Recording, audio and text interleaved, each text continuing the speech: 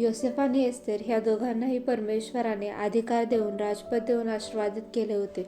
पुढील गोष्टींसाठी ज्यावेळी योसेफाला अधिकार मिळाला तेव्हा त्याला एक गोष्ट समजली की परमेश्वराने दुष्काळामध्ये त्याच्या लोकांना वाचवण्याकरिता त्याला पुढे पाठवलं आहे व अधिकारी केला आहे.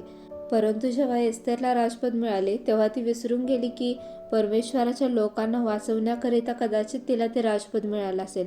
हे लक्षात न घेता ती यहूद्यांना वाचवण्याचा विचारही तिने केला नाही. जेव्हा मर्दखै तिच्यासोबत बोलला त्यावेळेस तिला समजलं की ह्या लोकांना वाचवण्याकरिता परमेश्वराने तिला राजपद हे दिलं आहे आणि त्यानंतर तिने त्या लोकांचा बचाव केला. तसेच प्रियानो, आपल्याला देखील परमेश्वराने वेगवेगळे अधिकार राजपद दिलेले आहेत जेणेकरून आपणही देवाच्या लोकांना वाचवावं.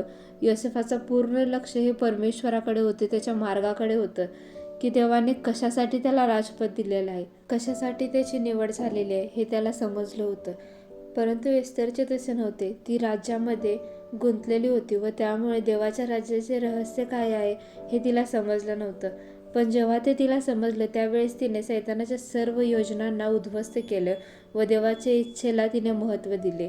त्याचप्रकारे प्रियांनो, आपण देखील आपल्या जीवनामध्ये देवाच्या योजनाला ज्यावेळी महत्त्व देणार आहे त्याच वेळी आपलं राजपद आणि आपला अधिकार जो परमेश्वराने जो येशूने आपल्याला दिलेला आहे तो आपल्या जीवनामध्ये कायमस्वरूपी टिकून राहणार. आमेन.